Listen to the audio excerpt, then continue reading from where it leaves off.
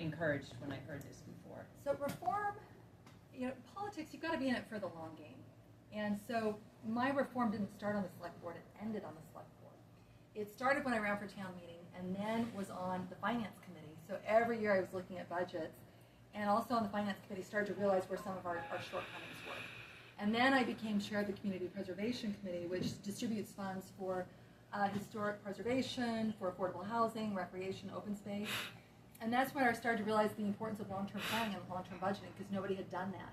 And we had big projects coming down the pipeline. I said, if we give our money all away every year, we're not saving for these big projects. So it was actually, that's where I learned a lot of these principles, was chairing this community that had budget implications, but not the whole budget. So, and then also on the finance committee, we started to realize the problems that we were having with our pension fund. So the reforms that we implemented, and this is kind of insider baseball, but you asked, so I'm going to go there. The first thing that we had to do was reform our finance team.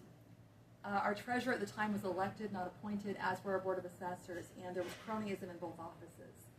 And that meant that they were serving their interests, not the public interest, not illegal, but still corrupt. And they weren't even talking to the rest of the town's finance team. So the voters agreed that we needed to have professional people in those positions. So we professionalized our treasurer's office, we professionalized our board of assessors, we have a well-oiled finance team that's working together. The next thing that we did was I realized this is crazy that we have no long-term budgeting going on. So I created, it took a lot of work because people didn't want another committee, but I created buy-in where all our component budgeting committees get together, shocker, over the summer, and we created models. So every summer, all the budget committees get together and look at our 3 to 5 year revenue expense forecasts. Data is really powerful. Once we had that data, we could go to the school committee and say, we can't keep supporting these 7, 8, 9% increases every year in school spending. We just can't do it. And the schools, we worked very collaboratively with the school committee, and we brought our growth curve down so that we could extend our budget runway. I also, this one took 7 years, but finally persuaded our pension fund to fully invest in the state-run fund, because we realized our administrative expenses were out of line and our returns were lower than the state-run fund.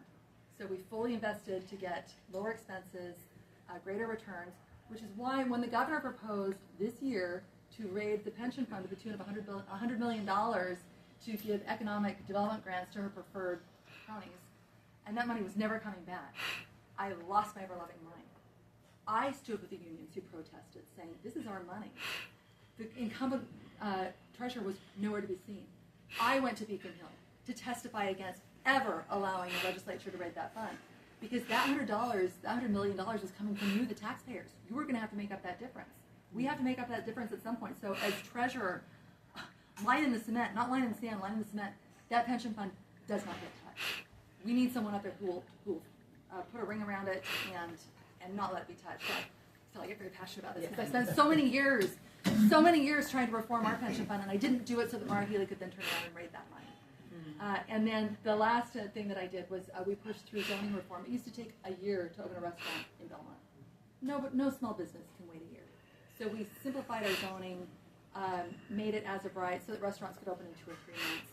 We also changed our zoning to make it permissible for the first time ever to open a hotel in Belmont, which literally had not been a permissible use, and we had good data to show that we could support a high-end boutique hotel that would be a moneymaker for the town, and then also allowed more commercial development in our business centers. So I love this stuff. You were busy. But that's why when the treasurer's office came to me, or when I saw what the treasurer's office did, I had interacted with literally every one of those departments. I thought, oh, I know this job. I know what the problems are, and this is really fun to me. The problems are so many and so obvious that it's just low-hanging fruit. You don't have to be a rocket scientist. You just have to have the will to go in and build coalitions to clean it up. So, anyway.